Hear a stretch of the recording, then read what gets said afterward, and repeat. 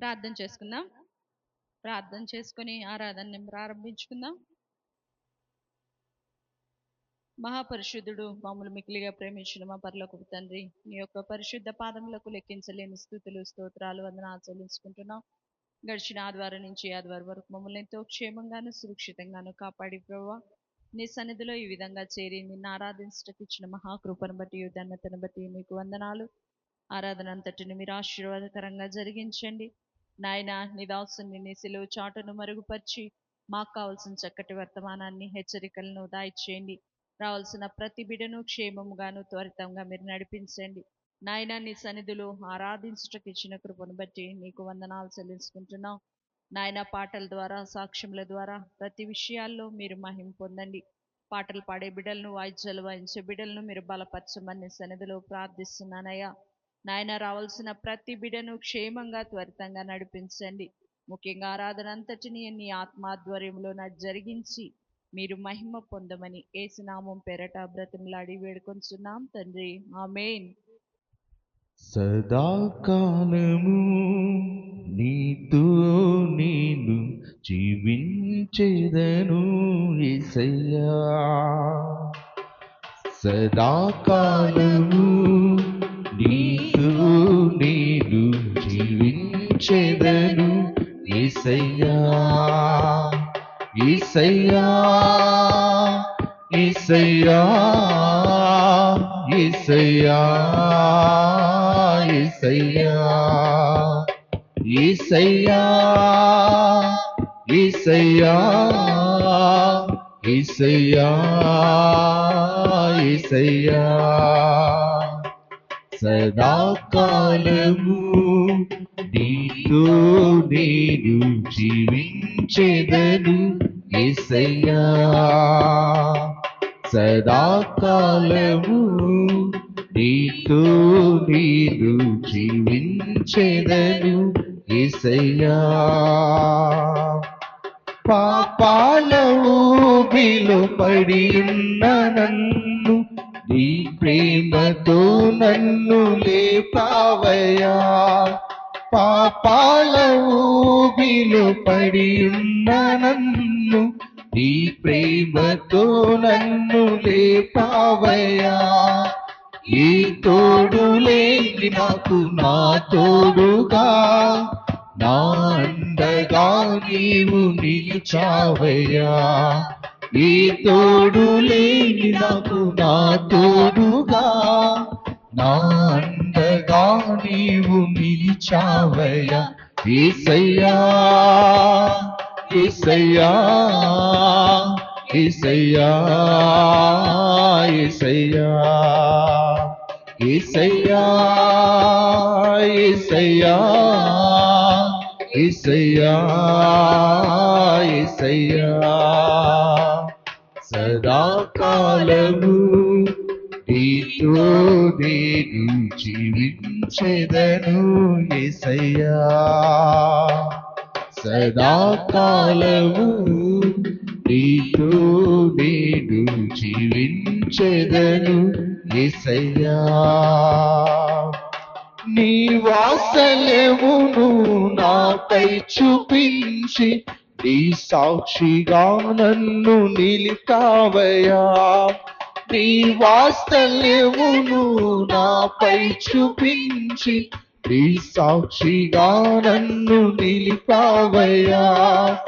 ఆశ్చర్య కార్యములు ఎన్నో చేసి నీ పాత్రగా నన్ను మలిచావయ్యా. ఆశ్చర్య కార్యములు ఎన్నో చేసి నీ పాత్రగా నన్ను నిలిచావయ్యా. యేసయ్యా, యేసయ్యా, యేసయ్యా, యేసయ్యా, యేసయ్యా, యేసయ్యా, యేసయ్యా, యేసయ్యా. సదాకాలము నీతో నేను జీవించెదను యేసయ్యా. సదాకాలము నీతో నేను జీవించెదను స్తుతించెదను యేసయ్యా. హల్లెలూయా. శాశ్వతమైన ప్రేమ నన్ను ఎడబాయని యేసు ప్రేమ,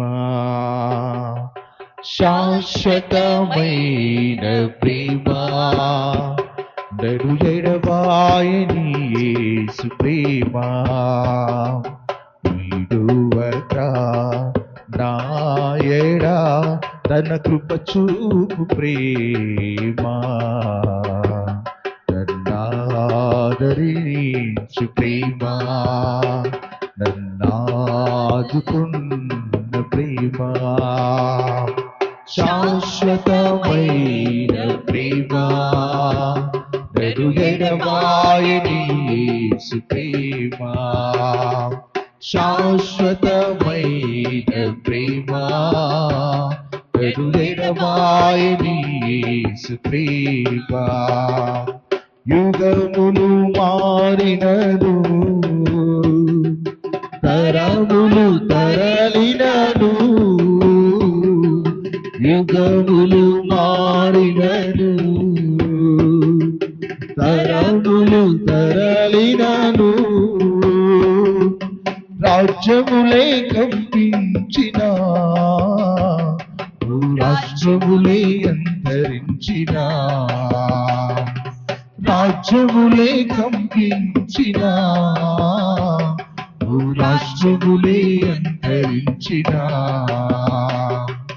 మారని ప్రేమ నా యేసు ప్రేమ, మారని ప్రేమ నా యేసు ప్రేమ, తరగని చెరగని ప్రేమ, తరగని చెరగని ప్రేమ, శాశ్వతమైన ప్రేమ నన్ను ఎడబాయని యేసు ప్రేమ, శాశ్వతమైన ప్రేమ నన్ను ఎడబాయని యేసు ప్రేమ.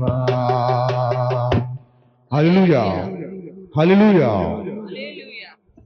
నీవుంటే నాకు చాలు యేసయ్యా, నీ వెంటే నేను ఉంటా యేసయ్యా, నీవుంటే నాకు చాలు యేసయ్యా, నీ వెంటే నేను ఉంటా యేసయ్యా, నీ మాట చాలయ్యా, నీ చూపు చాలయ్యా, నీ తోడు చాలయ్యా, నీ నీడ చాలయ్యా, నీ మాట చాలయ్యా, నీ చూపు చాలయ్యా, నీ తోడు చాలయ్యా, నీ నీడ చాలయ్యా, నీ ఉంటే నాకు చాలు యేసయ్యా, నీ వెంటే నేను ఉంటా యేసయ్యా, నీ ఉంటే నాకు చాలు యేసయ్యా, నీ వెంటే నేను ఉంటా యేసయ్యా. ఎన్ని బాధలు ఉన్నను, ఇబ్బందులు ఎదురైనను, ఎంత కష్టము వచ్చినా నిష్ఠురమే కలిగినా, ఎన్ని బాధలు ఉన్నను, ఇబ్బందులు ఎదురైనను, ఎంత కష్టము వచ్చినా నిష్ఠురమే కలిగినా, నీ మాట చాలయ్యా, నీ చూపు చాలయ్యా, నీ తోడు చాలయ్యా, నీ నీడ చాలయ్యా, నీ మాట చాలయ్యా, నీ చూపు చాలయ్యా, నీ తోడు చాలయ్యా, నీ నీడ చాలయ్యా, నీ ఉంటే నాకు చాలు యేసయ్యా, నీ వెంటే నేను ఉంటా యేసయ్యా, నీ ఉంటే నాకు చాలు యేసయ్యా, నీ వెంటే నేను ఉంటా యేసయ్యా. బ్రతుకునావా పగిలినా కడలి పాలైనను,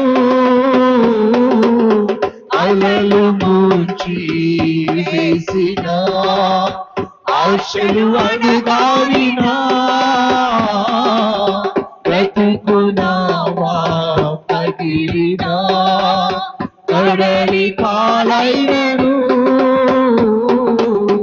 అలలు ముంచి వేసినా ఆశలు అణుగావినా నీ మాట చాలయ్యా నీ చూపు చాలయ్యా నీ తోడు చాలయ్యా నీ నీడ చాలయ్యా నీ మాట చాలయ్యా నీ చూపు చాలయ్యా నీ తోడు చాలయ్యా నీ నీడ చాలయ్యా నీ ఉంటే నాకు చాలు యేసయ్యా నీ ఉంటే నేను ఉంటా యేసయ్యా నీ ఉంటే చాకు చాలు యేసయ్యా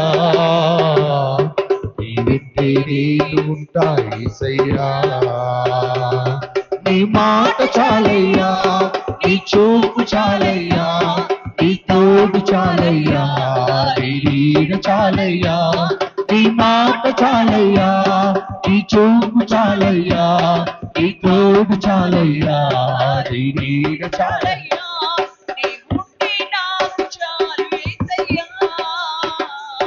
నీ వెంటే నేను ఉంటా యేసయ్యా నీ ఉంటే నాకు చాలు యేసయ్యా నీ వెంటే నేను ఉంటా యేసయ్యా హల్లెలూయా హల్లెలూయా. నీ జీవితంలో ఏది జరిగినా అంతా నీ మేలుకే. ఇక్కడ మనకు అనేక సంఘటనలు జరుగుతూ ఉంటాయి, అనేక నష్టాలు మనం ఎదుర్కొంటూ ఉంటాం, అనేక కష్టాలు ఎదుర్కొంటూ ఉంటాం, అనేక సమస్యల్లో మనము మరి చిక్కుకుంటాం.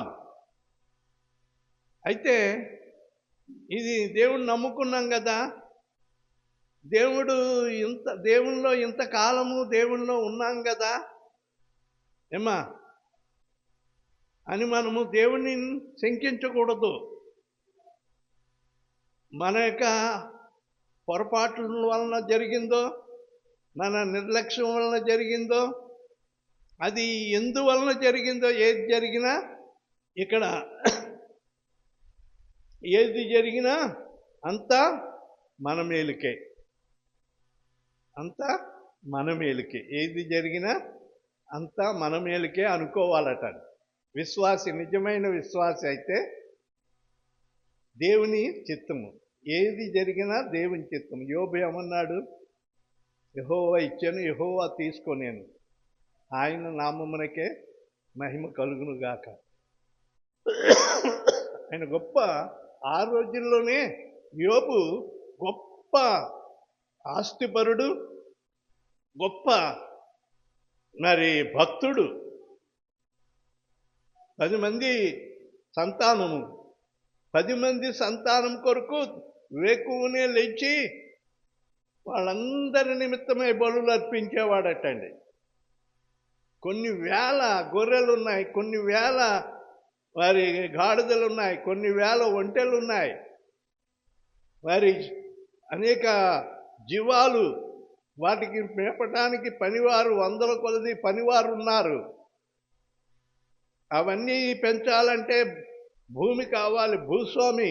అంత గొప్ప వ్యక్తి, దేవునిలో ఎంతో నమ్మకమైన వాడు. అతని గురించి దేవుడే సాక్ష్యం చెప్పాడు.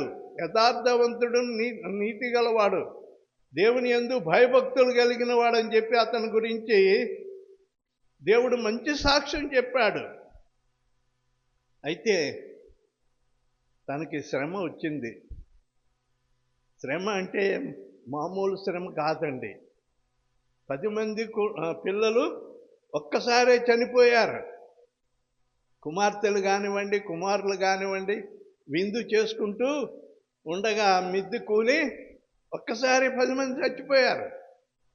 మరి పశువులన్నీ కూడా శత్రువులు వచ్చి తోలుకుపోయారు. ఆస్తులన్నీ పోయినప్పటికీ,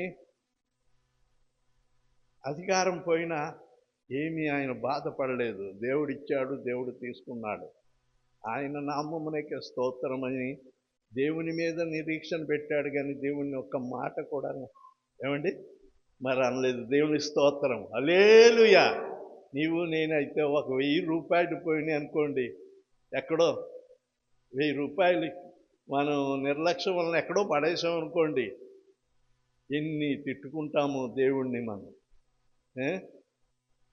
నేను కష్టపడ్డా, ఈ కష్టం ఊరికే పోగొట్టుకున్నానే అని చెప్పి దేవుని మీద మనము మరి నిరీక్షణ, దేవుడు ఇస్తాడులే, ఇంకో రకంగా ఇస్తాడు అని దేవుని మీద మనము నిరీక్షణ కలిగి ఉండాలి, కానీ మనము దేవుణ్ణి నిందించకూడదు. చూడండి, అపోస్తలుల కార్యముల గ్రంథము 10వ అధ్యాయం 38వ వచనంలో ఒక మాట చదువుతామండి.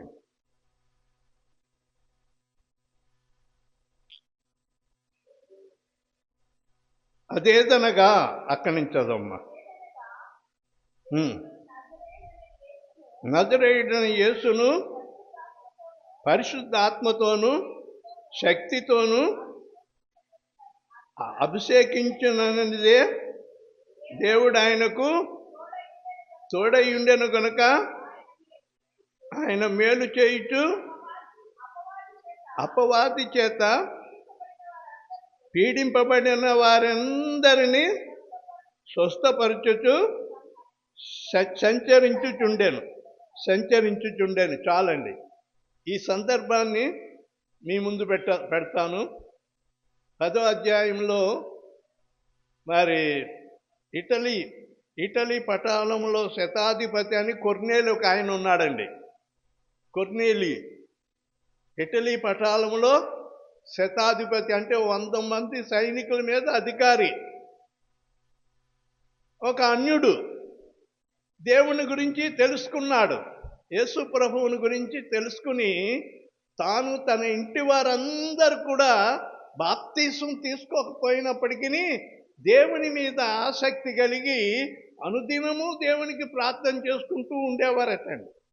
ఒక అధికారి దగ్గర పనిచేసే పనివారు కూడా సైనికులు, మరి సెక్యూరిటీ ఉంటారు ఆయనకి.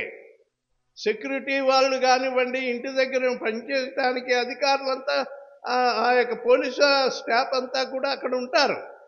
వాళ్ళందరినీ కూడా, ఆ ఇంటి వారినే కాదు వాళ్ళందరినీ కూడా దేవునిలో నడిపించాడట. ఒక అన్యుడు దేవుని మహాశక్తిని తెలుసుకుని ఆయన యందు భయభక్తులు కలిగి ఉండేవాడు. చూడండి, 4వ వచనంలో అతడు ఆ దూత వైపు తేరి చూసి భయపడి, ప్రభువా ఏమని అడిగాను. అందుకు దూత, నీ ప్రార్థనలనియును నీ ధర్మ కార్యములనియు దేవుని సన్నిధికి జ్ఞాపకార్థముగా చేరినవి కాలండి. మధ్యాహ్నం 3 గంటల టైంలో రెస్ట్ తీసుకునే టైం అనమాట.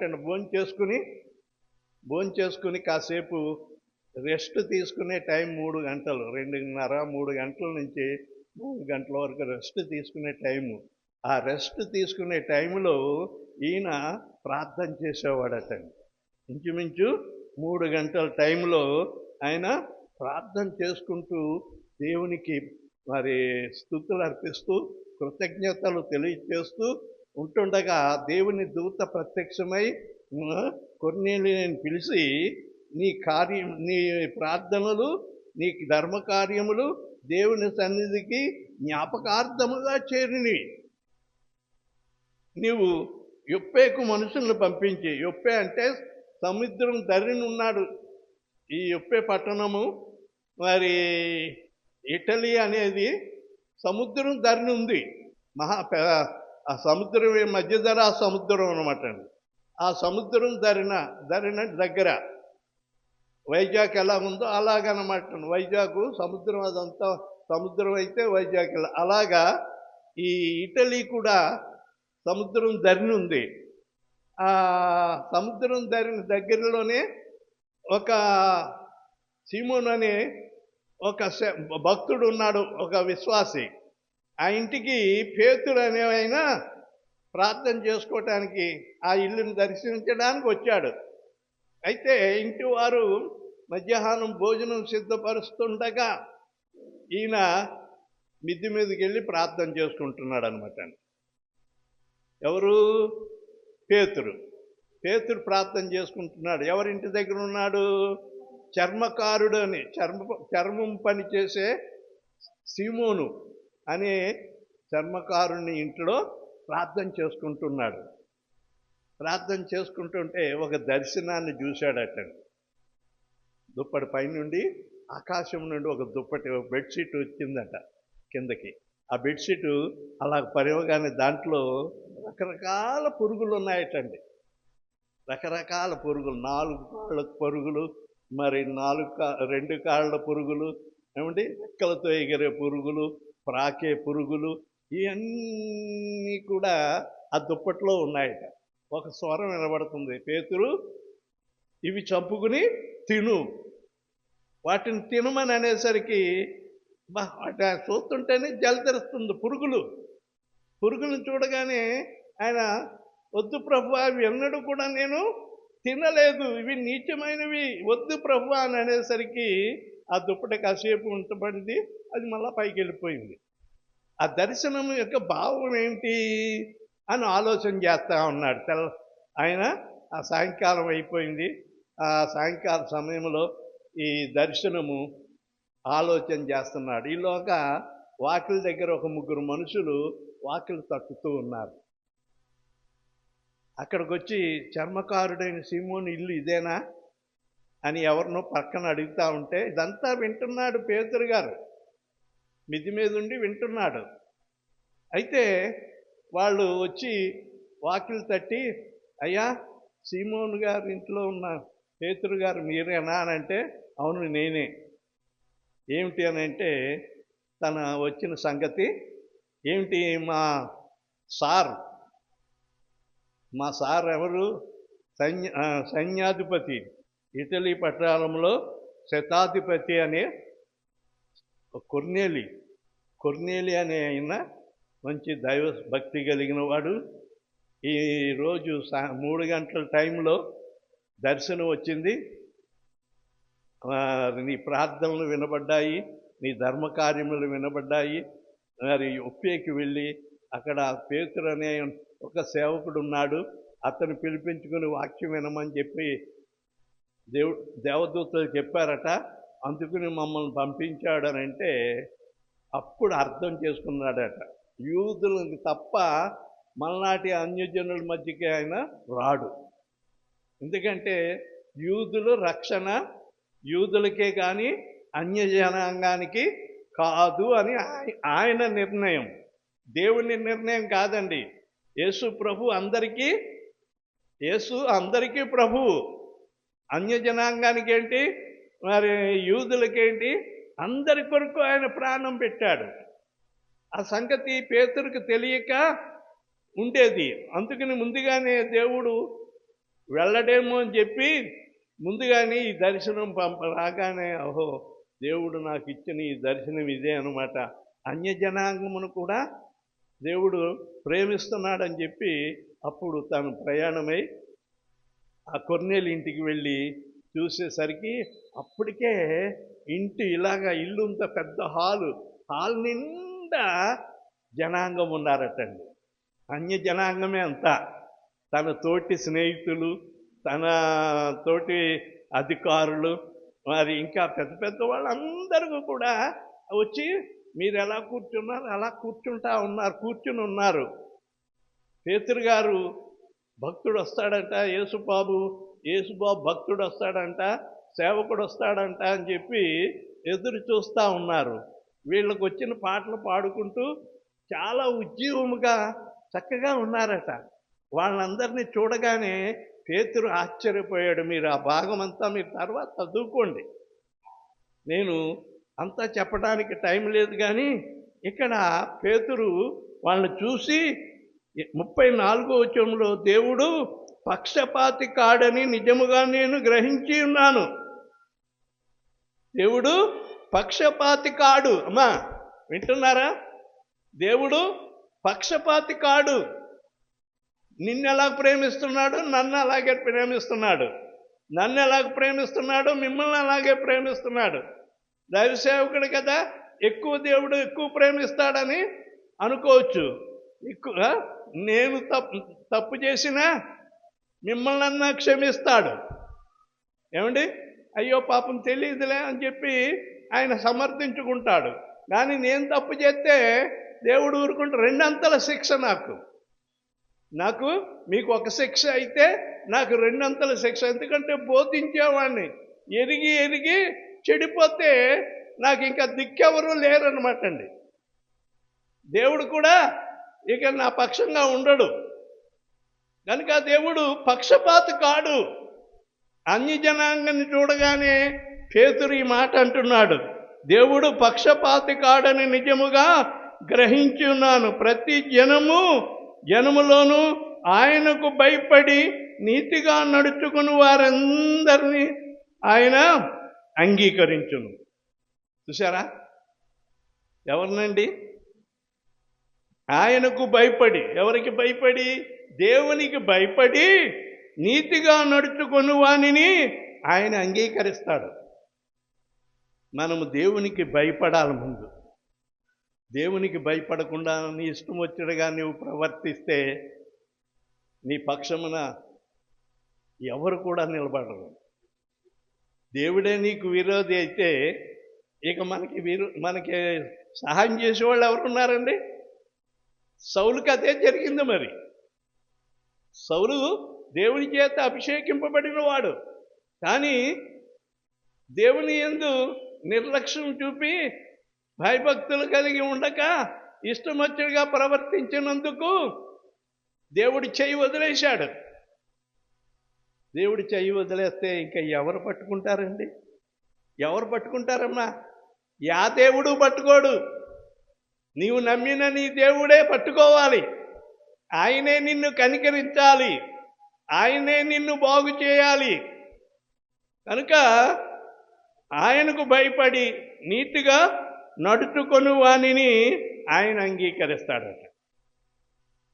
ఈ ప్రజలందరూ కూడా భక్తిగా దేవునికి భయపడి, అందరు అన్యజనాంగమైనప్పటికీ దేవుని గూర్చి సరైన అవగాహన లేకపోయినప్పటికీ యేసు ప్రభు అంటే మా దేవుడే. యేసు ప్రభు మా దేవుడు. యేసు ప్రభు వల్లనే మాకు రక్షణ కలుగుతుంది. ఆయన మా కొరకు ప్రాణం పెట్టాడని వారు నమ్మారండి. మరి నువ్వు నమ్ముతున్నావా? యేసు ప్రభు నీ కొరకే ప్రాణం పెట్టాడు, నీ కొరకే రక్తం చిందించాడు, నీ కొరకే ఆయన సిలువ వేయబడ్డాడు. ఇన్ని శ్రమలు ఆయన నీ కొరకే, నిన్ను రక్షించడానికే. అది నీవు నమ్మాలి. యేసు ప్రభు అని నీ నోటితో ఒప్పుకొని నీవు హృదయంలో విశ్వసించాల, నమ్మాల. అప్పుడు ఆయన నిన్ను అంగీకరిస్తాడు. ఇక్కడ ఇలాగ చెప్పుకుంటూ పేతురు గారు వాళ్ళకి వాక్యం చెప్పడానికి మొదలుపెట్టాడు అనమాట అండి. వాక్యము మొదలుపెట్టాడు. ఏమనంటే, అదే తనక దేవుడు నజరేయుడైన యేసును పరిశుద్ధాత్మతోనూ శక్తితోనూ అభిషేకించను అనున్నదియే. దేవుడు ఆయనకు తోడై కనుక ఆయన మేలు చేయుచు అపవాది చేత పీడింపబడిన వారందరినీ స్వస్థపరచుచు సంచరించాను. ఇప్పుడండి మొదటి శతాబ్దంలో యేసు ప్రభు వారు అనేక గ్రామాలు తిరిగాడండి. ఏమన్నారు? ఆటోలు వేసుకెళ్ళాడండి. మనం ఎక్కడికైనా వెళ్ళాలంటే ఆటో వెళ్ళాలి. కనీసం ఇక్కడ ఈ ఎర్రకొట్టాల దగ్గరికి వెళ్ళాలన్నా కనీసం 2 అడుగులు ఎత్తే వచ్చేస్తుంది ఎర్రకొట్టాలి. ఇక్కడ కూడా మనకి ఆటో కావాలి, లేకుంటే 2 వీలర్ అన్నా కావాలి. నడుచుకున్న 4 అడుగులు వేస్తే మన శరీరానికి ఆరోగ్యం. వాకింగ్ చేయాలి. యేసు ప్రభు వారు గ్రామ గ్రామాలు తిరిగి ఆయన సువార్త ప్రకటించాడు. అదే ఇక్కడ చెప్తున్నాడు పేతురు గారు. ఏమనంటే, ఆయన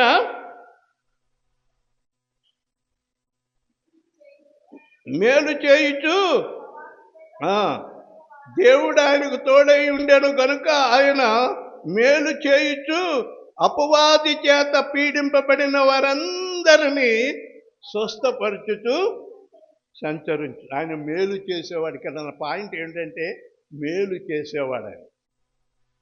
నేను ఇందాక చెప్పింది, నీ జీవితంలో ఏదైనా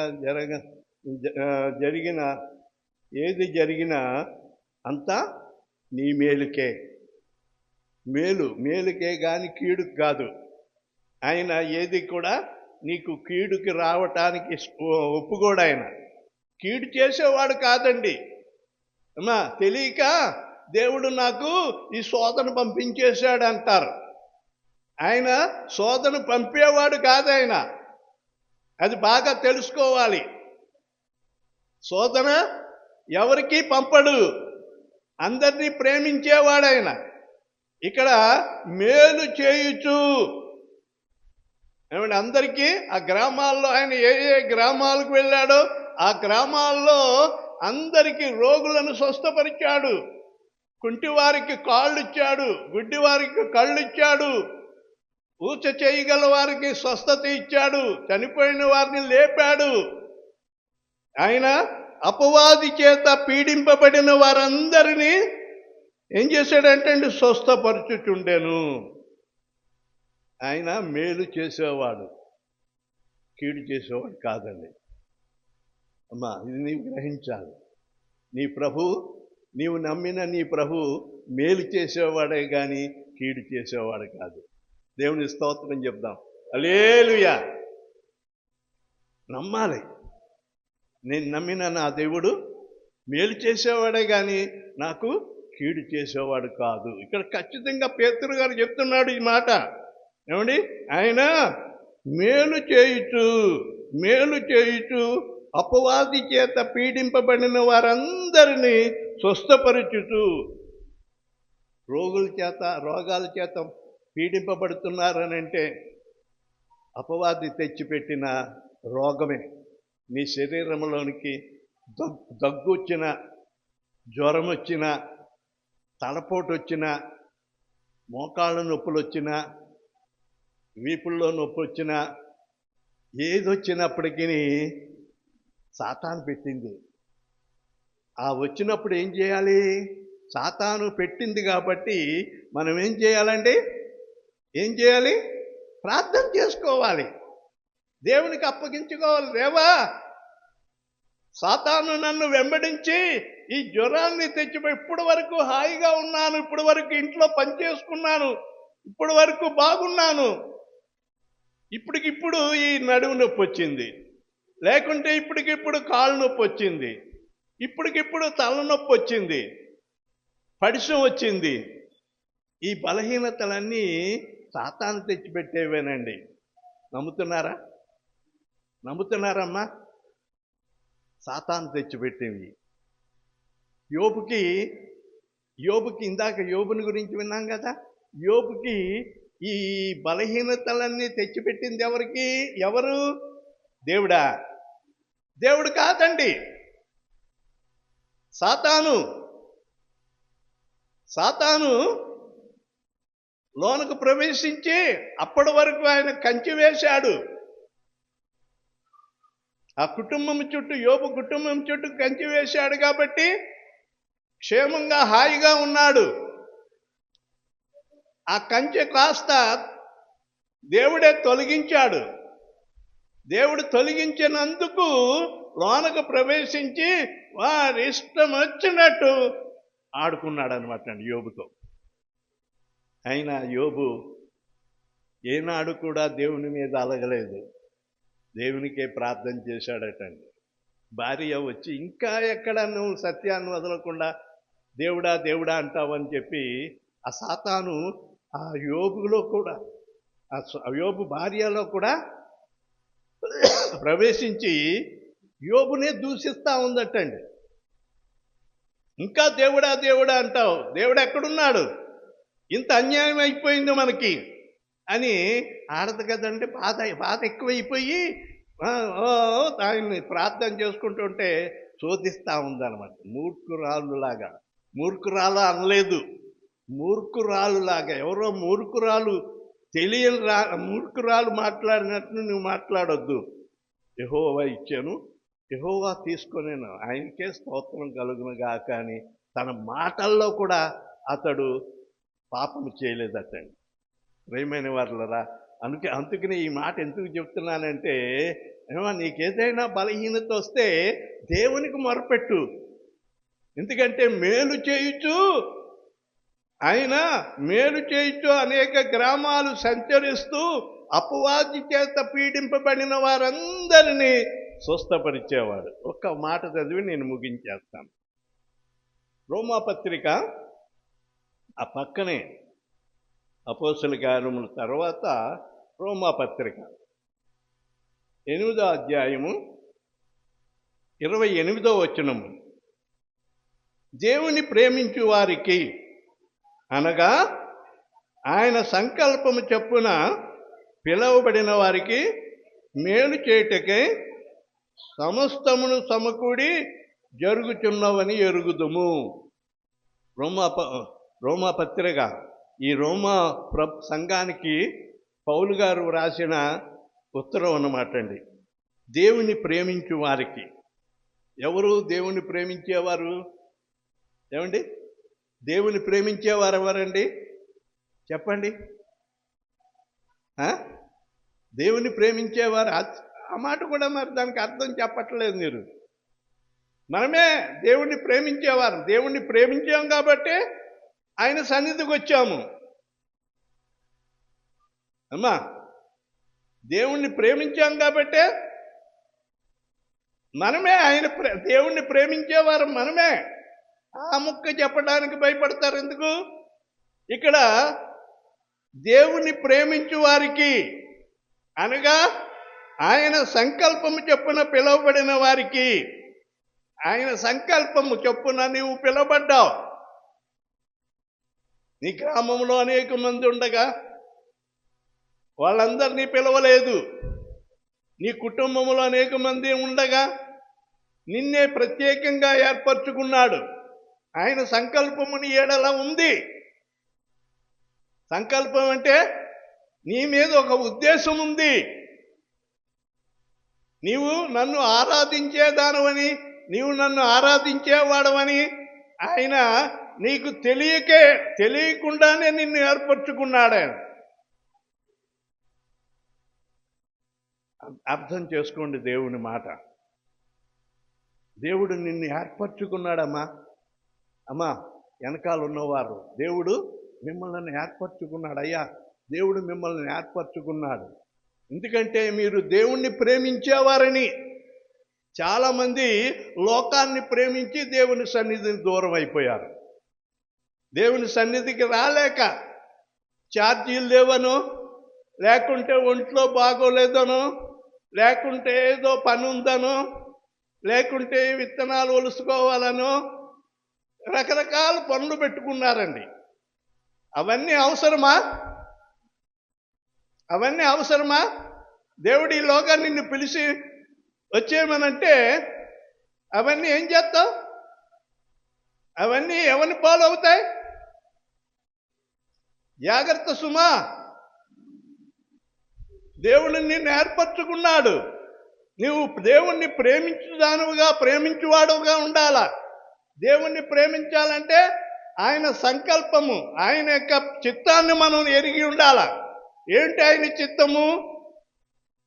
ఆయన ఇష్టం ఏంటి? ఆయనను ఆరాధించి ఆత్మతోనూ సత్యముతోనూ ఏమండి ఆయనను ఆరాధించాల. ఆయన ఆజ్ఞలను మనం నెరవేర్చాలా. ఆయన మాటను మనము నెరవేర్చినప్పుడే మనం ఆయనను ప్రేమించినట్లను.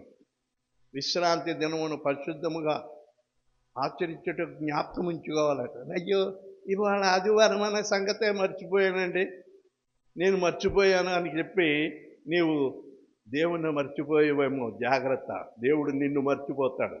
దేవుడు నిన్ను మర్చిపోయాడంటే ఇక నీకు దిక్కెవరు ఉండరు. దేవుడు నిన్ను జ్ఞాపకం చేసుకోవాలంటే ఎప్పుడు నీవు ఆయన ఎదుట ఉండాలి. కనుక ప్రియమైన వారులారా, దేవునికి మనము ప్రతి సమస్తము అప్పగించుకోవాలి. దేవుడు మనల్ని ప్రేమించాడు. దేవుడు మనల్ని ప్రేమించే మనల్ని ఏర్పరచుకున్నాడు. అది మొదట నీవు గ్రహించాలి. దేవుడు నిన్ను ఏర్పరచుకున్నాడు కనుక ఆయన యందు భయభక్తులు గలవారికి ఏ మేలు కొదువై ఉండదట. ఆయన యందు భయభక్తులు కలిగిన వారికి ఏ మేలు కొదువై ఉండదు. సింహపు పిల్లలు లేవి గలవై ఆకలి కొనును గాని నన్ను నమ్మిన వారిని ఎంత మాత్రము కూడా ఆకలి కొననివ్వను, వారిని మేలుతో తృప్తిపరుస్తానని అన్నాడు. ప్రియమైన వారలారా, మనము దేవునికి ప్రియమైన వారముగాను మరి ఆయనకి ఇష్టలుగా మనము ఆయన సంకల్పములో మనం ఉండాలి. ఆయన సంకల్పంలో ఉండాలంటే చెప్పండి, ఒక్క పాయింట్లో చెప్పండి. ఆయన సంకల్పములో ఉండాలి అని అంటే ఏంటి చెప్పండి అమ్మా? మీరు చెప్తేనే కానీ నేను ప్రార్థన చేయను. ఆయన సంకల్పంలో ఉన్నాము అని అంటే ఏంటి?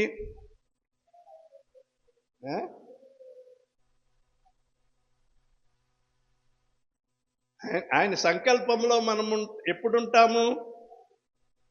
ఆయన సంకల్పంలో మనం ఎప్పుడుంటాము?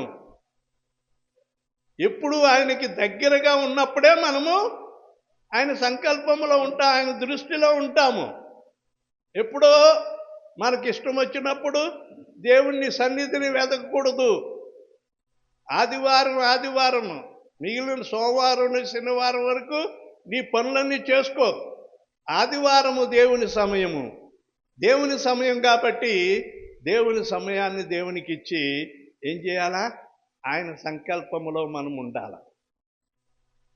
ఆయన దృష్టిలో మనం ఉండాలి.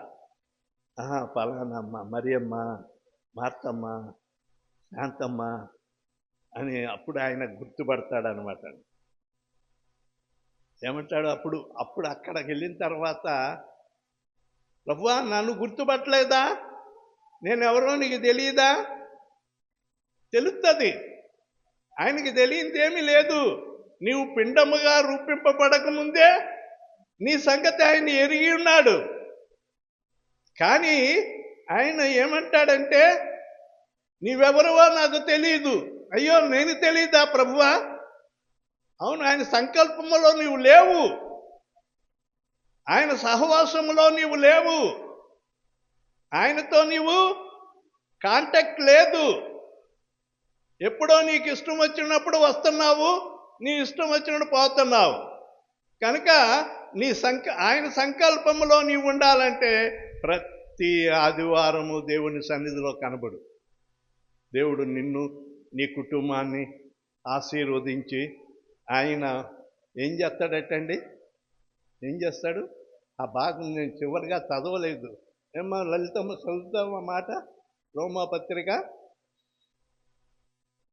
28 లూకాసు 8వ అధ్యాయము 28. దేవుణ్ణి ప్రేమించు వారికి అనగా ఆయన సంకల్పము చొప్పున పిలువబడిన వారికి మేలు కలుగుటకై సమస్తమును సమకూర్చి జరుగుచున్నవని ఎరుగుదము. చాలండి. మేలు కలుగుటకై. ఇందాక మనం అపోస్తల కార్యం గ్రంథంలో చూసాము, మేలు చేయుచు ఆయన సంచరించాడట. మీ గ్రామానికి మీ ఇంటి దగ్గర నుంచే వెళ్ళాడు. కానీ నీవు దేవుని వాకిలు మూసేసి నీవు ఆయనకు గుర్తు లేకుండా ఉన్నందువలన నీళ్లు దాటిపోయాడు.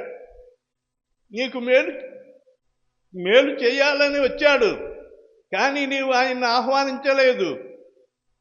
ఎవరైతే ఆయనను ఆహ్వానిస్తారో, ఎవరైతే ఆయన సంకల్పములో ఉంటారో, ఎవరైతే ఆయనను ప్రేమిస్తారో, ప్రేమించడం అంటే ఆయన ఆజ్ఞలు నెరవేర్చడమే, ఆయన మాటను మనము వినటమే అండి. అటువంటి వారిని ఆయన ఏం చేస్తాడంటే ప్రేమిస్తాడు.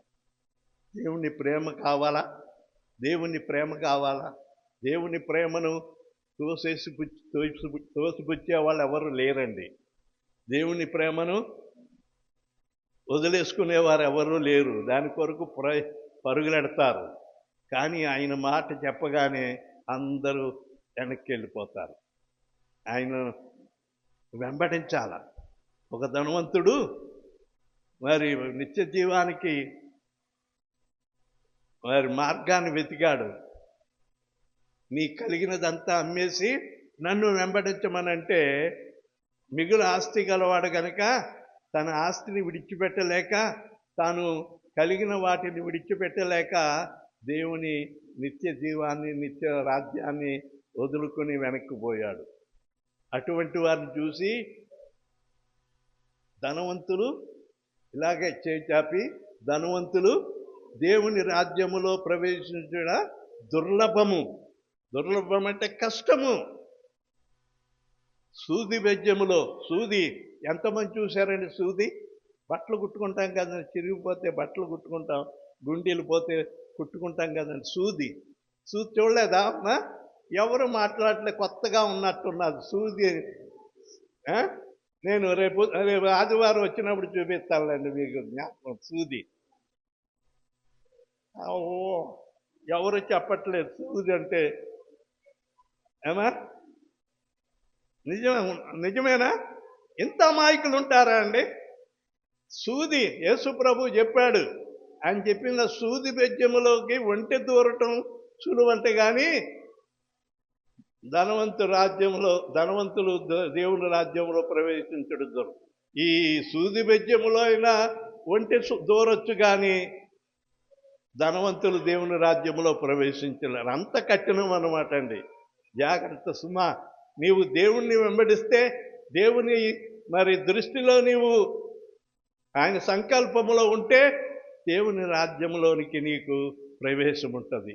ఇందాకే చెప్పాను, కీర్తనలలో చెప్పినప్పుడు ఏమండి, మరి పరలోక రాజ్యానికి వెళ్ళాలంటే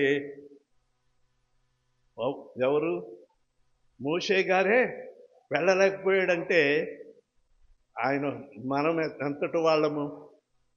మనం చాలా అల్పులం. అయితే దేవుడు ఎన్నిక లేని మన కొరకు ఆయన రక్తాన్ని చిందించి, ఆ రక్తము ద్వారా కడిగివేసి, ఆ అమూల్యమైన రక్షణ మనకిచ్చి, మన్యజనాంగమైన మనకు ఈ గొప్ప ఆధిక్యత ఇచ్చాడు. దేవుని స్తోత్రం, హల్లెలూయా.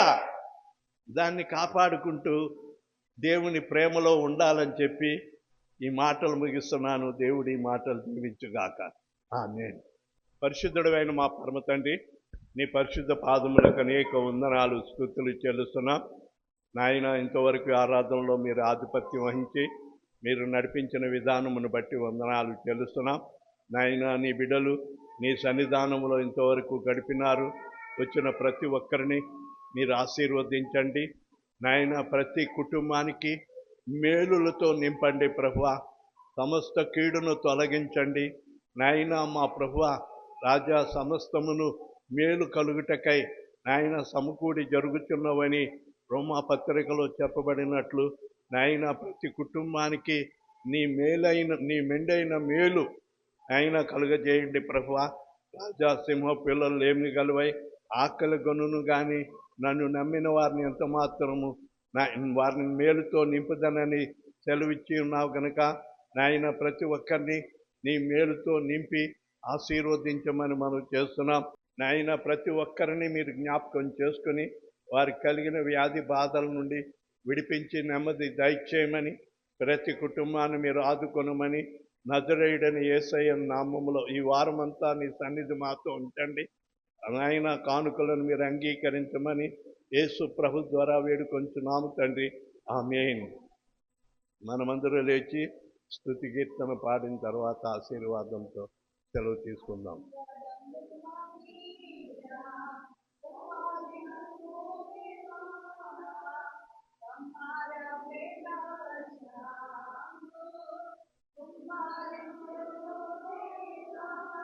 మన తండ్రి అయిన దేవుని ప్రేమ, ప్రభువైన యేసుక్రీస్తు వారి యొక్క కృప, పరిశుద్ధాత్మ యొక్క నిత్య సహవాసము, సమాధానము కూడి ఉన్న మనందరికీ సదా తోడైండును కాక. ఆమేన్.